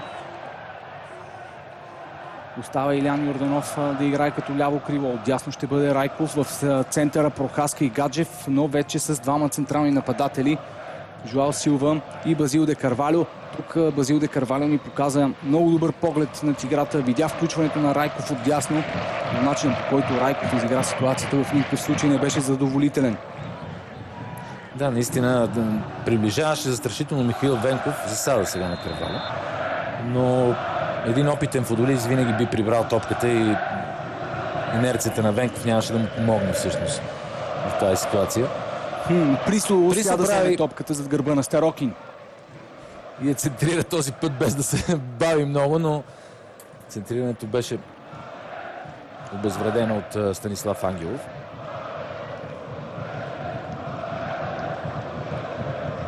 ЦСК разполага с идеални изпълнители за този матч, а и за този резултат, който е в момента.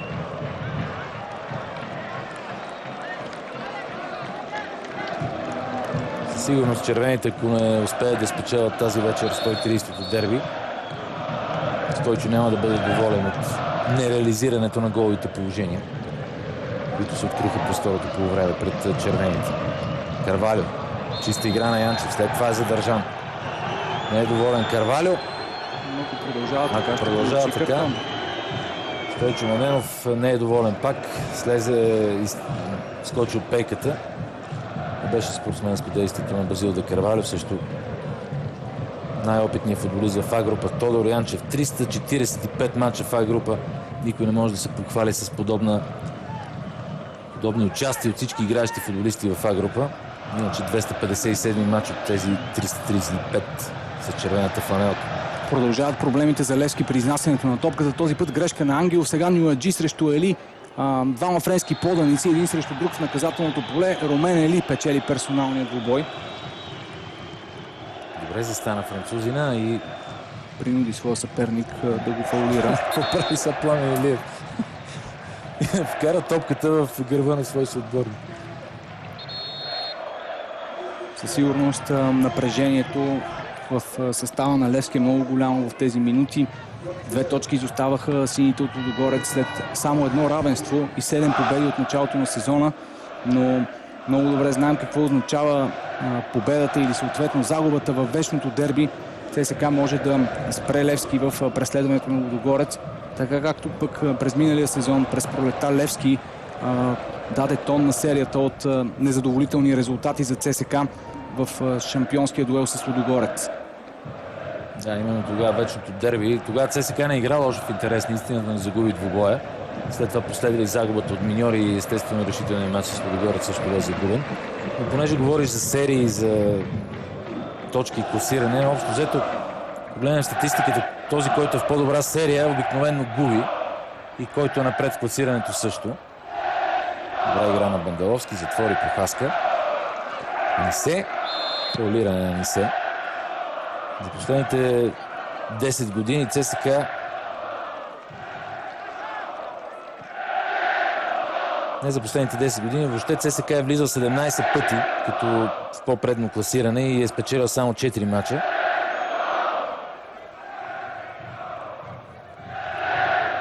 Левски 6 пъти с по-предно класиране в последните 10 години, само 2 пъти е спечелил.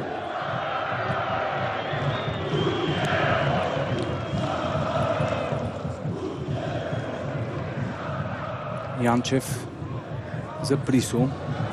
Отново успява да играе много сполучливо срещу Орин Старокин. Тъч в полза на ЦСКА.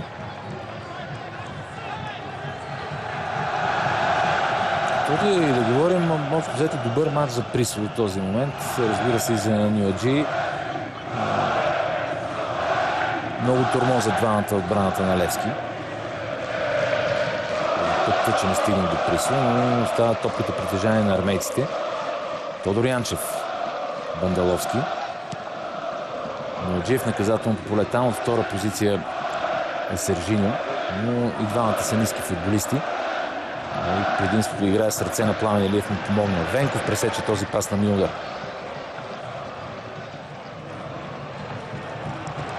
колко е полезен Лукас Саша, макар че не притежава необходимите така сериозна физика, както да речем Прохаска.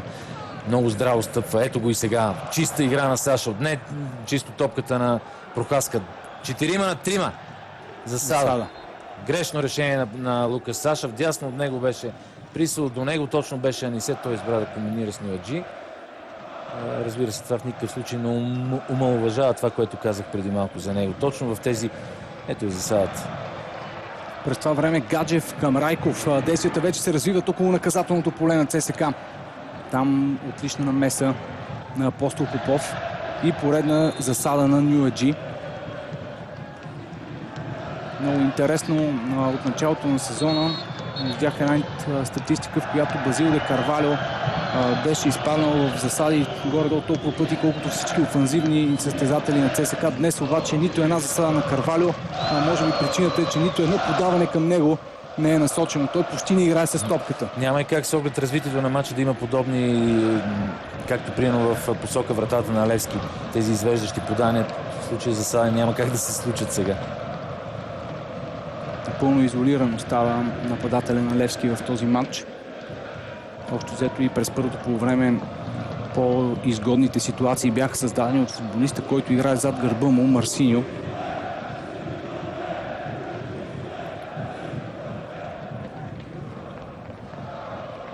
Прохаска, след това Старокин. Саша.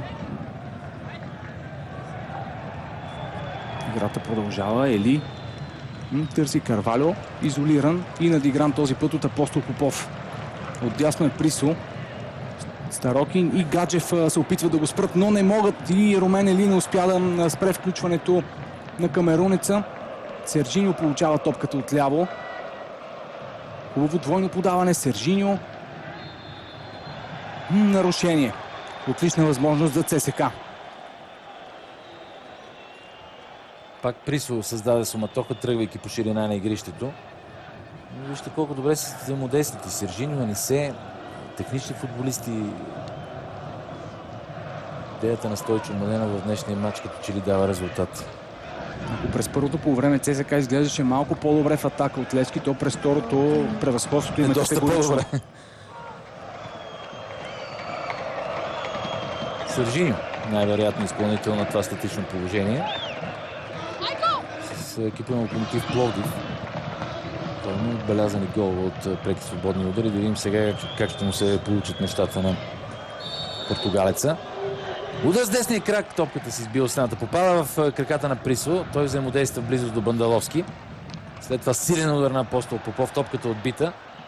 И правилно решение са на Михаил Венков да изчисти, да върне наказателното поле на Левски, макар че тя излезе в аут, тъй като можеше да се получи опасна бърза атака на сините. Ели. Разбира се, в оставащите до края 18 минути вече физическата подготвеност на двата отбора ще изиграе своята роля. Присо сега. Дърводелска техника от негова страна. Топката излезе в тъча. Гаджев сега е с нея в средата на терена.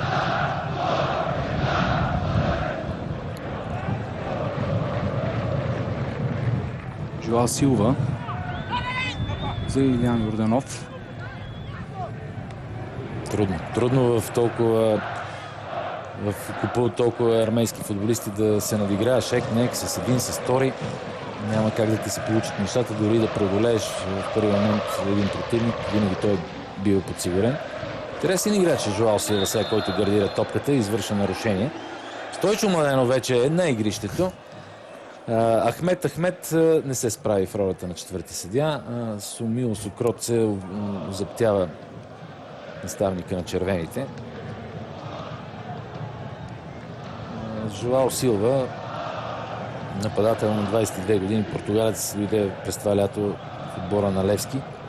Бе под наем в Витория Сетобал последния сезон. Вкара 3 гола, 16 мача.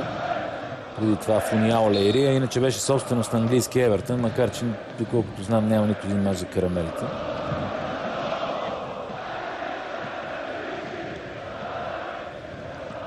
Този път Янчев не застана добре и затова топката стигна нестандартно решение на Жоал Силва да стреля от 40 метра близо, но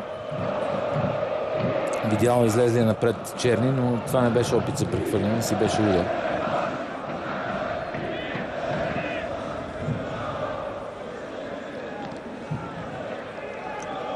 Смятам, че до този момент, без разбира се да правя някакви генерални заключения от това дерби, смятам, че може би Стойчо Младенов надигра своя опонент тактически в днешния матч. Или поне до този момент вече 75 минути игра от началото на матча. Как Стойчо Младенов е опитен треньор, 3 пъти е бил шампион той с ЦСК. Един път като помощник треньор на Георги Василев през 1997 година и още 2 пъти като старши треньор. Този път Жоал Силва беше потърпевш. Нарушение извършено срещу него. Пламен Крачунов си помогна с ръце в един оборство с португалския централен нападател на Левски.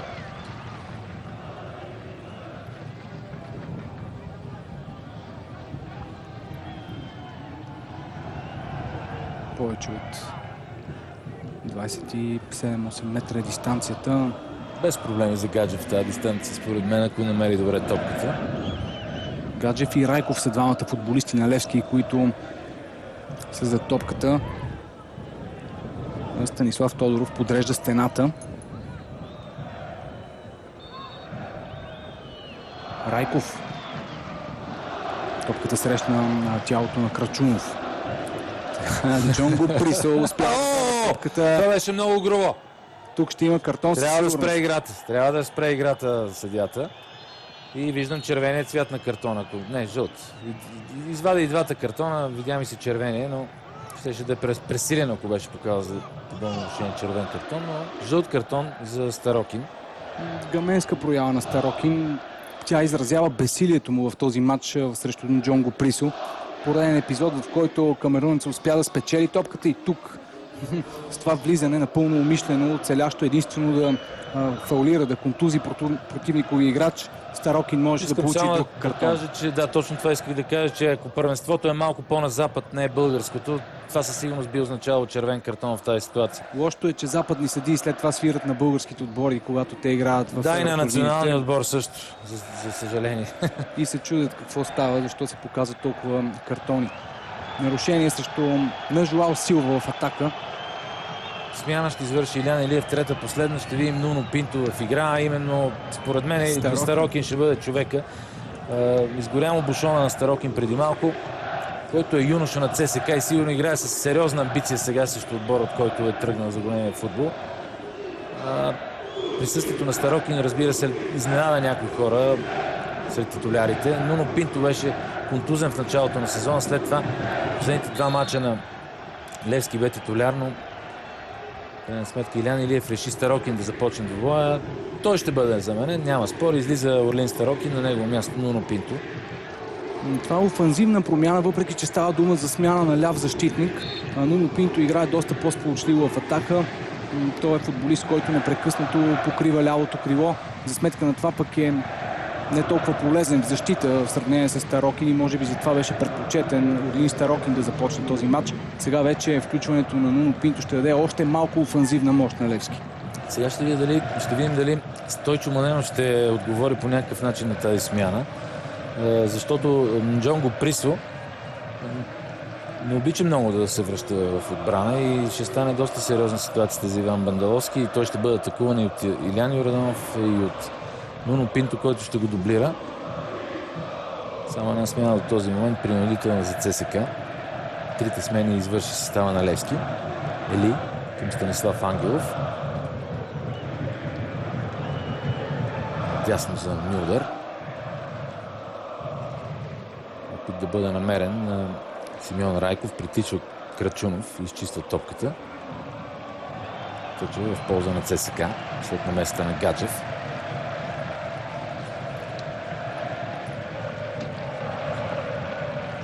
Чудно Стойчо Младенов да се лиши от някои от своите офанзивни футболисти или от Нюджи, или от Присо и да пусне някой от тези с по-дефанзивни функции, като Тенгарини, например, или Александро Покорар.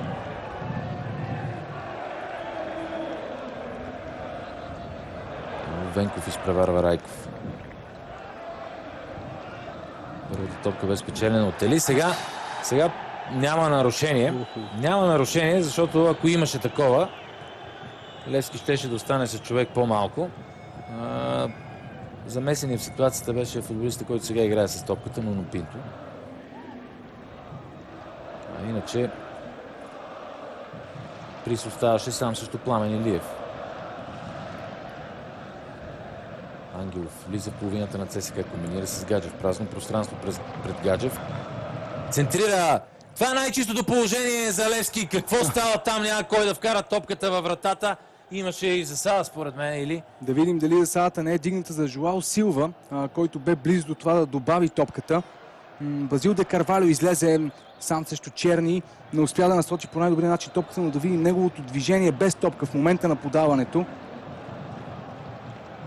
Тук няма засада. Засадата беше дигната на Жоао Силва от това повторение. Въобще никой не дигна засада, ако питаш мене. Тук не беше. Никой не вдигна засада. Впоследствие вдигна флага си съдията от далечната страна на нашите екрани Веселин Мишев. В смисъл такъв, ако наистина беше вкарал, Жоао Силва бе вкарал, тогава гол ще бъде от мен, но Мишев въобще не вдигна флага. Интересна ситуация за Левски. Ако Карвалио бе насочил топката в чертанията на вратата, ще да стане свидетелен изравнителен гол. Голяма борба там в центъра. Апостол Попов. Много настоятелен е Нуно Пинто. Сега е фаулиран от... Няма нарушение на Присо. Още веднъж повторението. Успя да не насочи топката. Но как не я вкара Жоао Силва, не мога да разбера. Присо към Янчев. Той за Венков. Сержиньо. Нарушение на Райков. Гол от началото на сезона. Симеон Райков е втори реализатор за Левски след Базил де Карвалио с неговите 8 гола. Тук Сержиньо много рязко смени посоката. Влезе към вътрешността на игрището и принуди Райков да извърши нарушение.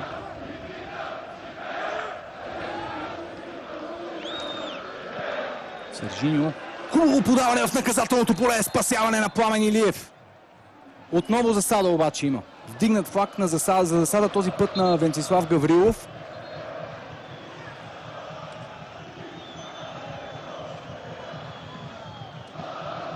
Не засада, разбира се. Да видим обаче кой играе с топката. Да, точно този футболист, който играе с топката.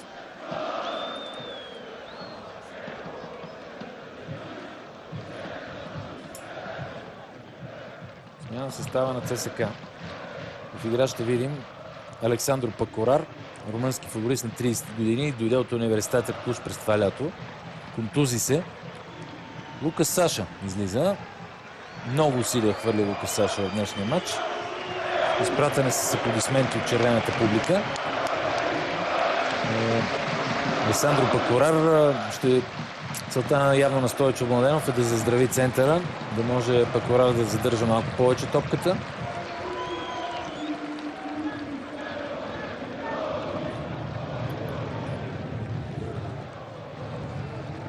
Ангелов, дълго подаване към Жоао Силва. Вече с присъствието на високия Жоао Силва. Той е висок 189 см. Наистина има повече логика в тези дълбоки подавания, които португалеца може да лови с глава и да разпределя топката към своите съотборници.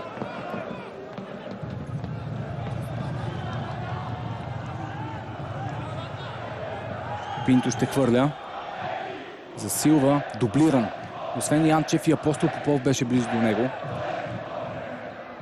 Румен Ели изгуби тук. Анисе великолепно действа. След това подаването към Сержиньо беше късо. Йорданов разкъса се малко, разкъсаха се отделните линии в двата отбора. Поредица от грешни подавания в средата на терена. Избяга топката на Бандаловски. В потвърждение на твоите думи. Ангелов. Силва. в клещите на двама футболисти в червено. Крачунов го преследва. Станислав Ангелов пресрещан е от Пакорар, надясно за Мюлдер. На точно подаване, като че ли силичките на Мюлдер свършиха малко в заключителните минути на този матч. 6 минути до края на редовното време, което означава почти 10 минути до края на този матч. ЦСКА продължава да води с 1-0 след попадението на Нюаджи в 46-та минута. Потвърждава се ниската резултатност в дербито. Няма как да бъде иначе. Както каза Илян Илиев преди началото на този матч.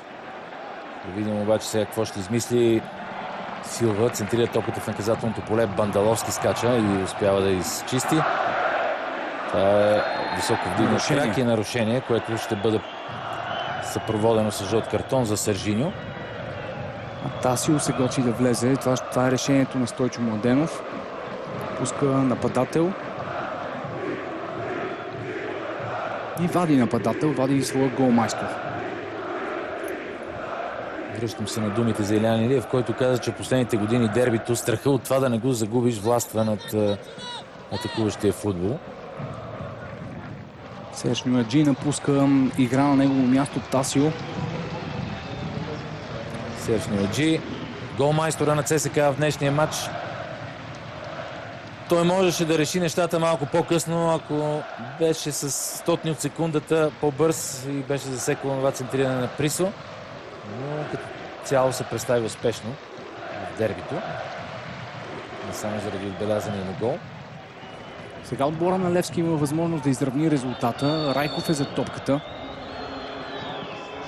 Това е трето изпълнение на пряк свободен удар, което завършва с удар в стената за отбора на Левски.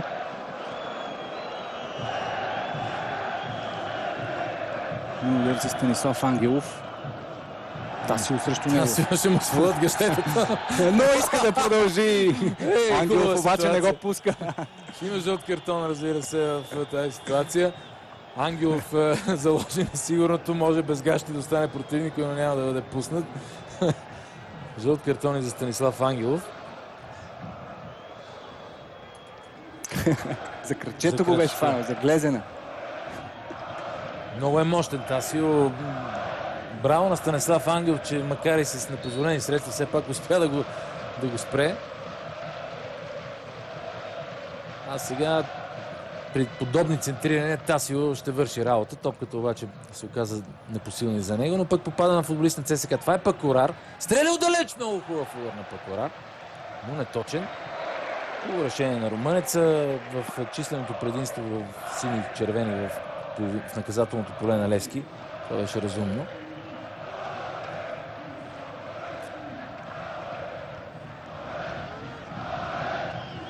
Страхотна работа на Присо и сега притесняваше Ели при изнасянето на топката.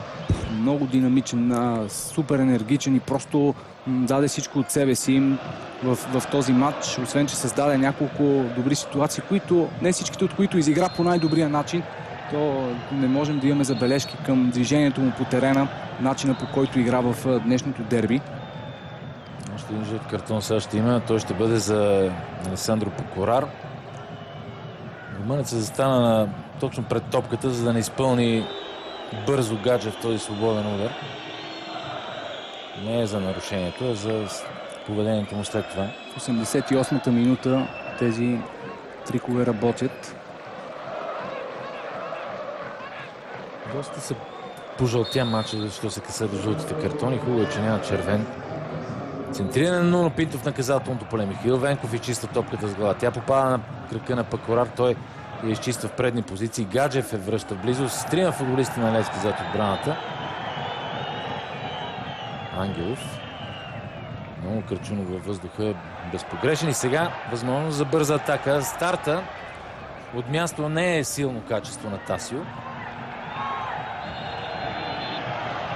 Играта е спряна. Засада. Илян Йорданов беше зад защита на ЦСКА в момента на подаването към него.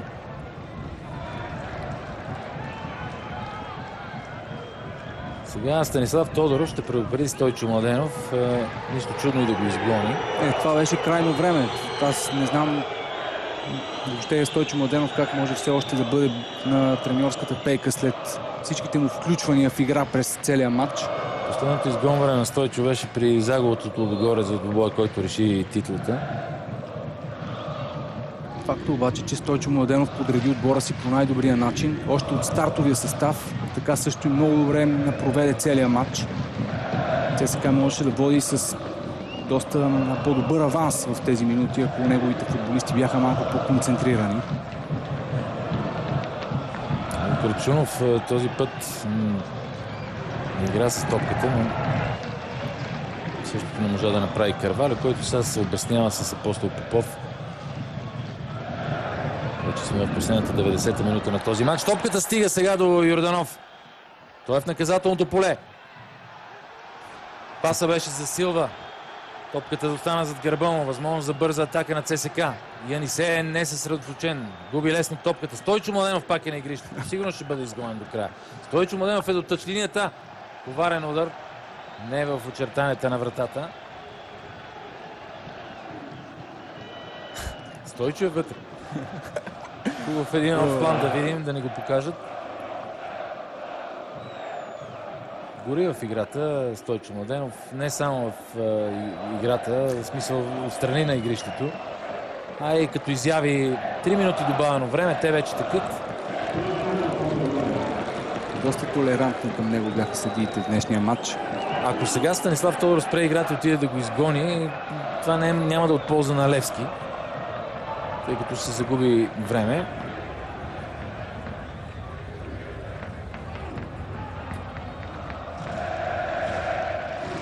Три пъти Стойчо Младенов е побеждава Илян Илиев, когато Илян Илиев е бил треньор на Черно море и на Берое. Стойчо го е побеждава 2 пъти с ЦСКА, 1 път с Литекс. Сега е само на 2 минути от още една победа срещу своя опонент. И като цяло ми се струва, че Стойчо изигра изключително правилно този матч, макар с хората, с които говорех преди двубоя, повечето от тях мислиха, че ЦСКА ще играе по-дефанзивно. Напротив, червените днес тактически стояха по-добре на игрището. Разбира се, двубоя не е завършил.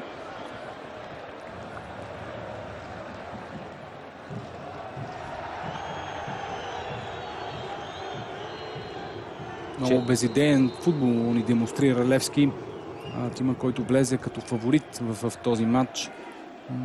Нищо общо с предварителните очаквания. Разбита беше играта на сините. Много разконцентрирана и напълно логично вървят към загуба. За първи път Левски няма да успее да вкара гол от началото на първенството. Така се случва, когато се играят подобни дербита нерядко. Тасио. Двама срещу него, като танк е Тасио, не можеш да го парираш с тяло.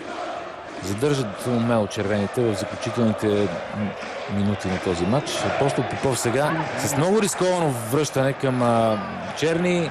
Вдигна ръка да му се извини, но никой нямаше да го грее този жест на извинение, ако беше станал някакъв съкътък за неговия отбор.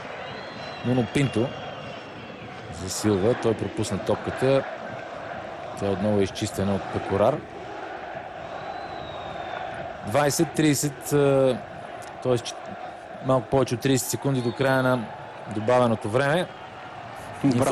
Обратен тъч. Безумно нещо в последните секунди, когато трябва да се опиташ да изсипеш топката в наказателното поле на противника.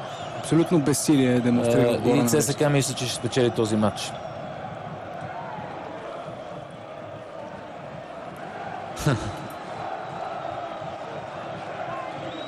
ЦСКА печели 130-то дерби след победен гол на Нюаджи в 46-та минута. Дали пък съдията няма да остави още една атака за Левски. Изтече добавеното време от 3 минути. Няма да рискува. И точно малко след като са изтекли 3 минути, Станислав Тодоров слага край на 130-то дерби между ЦСКА и Левски. Армейците успяха да го спечелят с 1-0 след попадението на Серж Нюаджи в 46-та минута. Стойчо Младенов е щастлив. Той отново успя да победи Левски в важен момент, разбира се. Някои се съмняваха в неговите възможности, но днес Стойчо Младенов като че ли е големият победител, надиграл тактически своя опонент. И ми се струва, че през второто полувреме ЦСКА с играта си заслужи този успех. Отличен матч за армейците и може би най-слабия за Левски от началото на сезона. Сините бяха надиграни от своя голям съперник и ЦСК напълно заслужено печели вечното дерби. Поуките ще останат за отбора на Левски, който изглеждаше коренно различен в днешния матч. Общо взето сините бяха надиграни в почти всички компоненти от футболната игра и в персоналните дуели, които също бяха спечелени в голямата си част от състезатели на ЦСК. Доста посредствена игра от страна на Левски. Добър мач за съдийската бригада, ми се струва. Да. Почти безгрешен Станислав Тодоров, може би само една неточност, но като цяло се справи добре с третото си дерби, което му бе поверено. Показа доста жълти картони, но ми се струва, че те бяха заслужени. Така, общо взето червените запалянковци ще бъдат щастливи. Този успех ще ги топли в приближаващите зимни месеци и ниските температури. На другия полюс ще бъдат техните опоненти. Разбира се, Левски остава пред ЦСК в класирането. Преднината им пред червените вече само 5 точки. Но никой не говори за съперничество между ЦСК и Левски в класирането. Сега отбора на Лудогорец може би, предполагам, ще победи в този кръг и ще дръпне на сините с 5 точки. Но все пак първенството тепърва ще се развива и ще бъде много интересно. Уважаеми приятели на футбола, от Ники Бришимов и от мен Иво Ангелов, беше удоволствие да коментираме този матч за вас, който ви върна футболните емоции на малкия екран. Дано това нещата да продължат в същия дух и да можете да гледате футбол от А-група в вашите домове. Закривам това предаване. Кратка рекламна пауза, след което ще бъдем отново на Васил Левски за първи отзиви от пистата.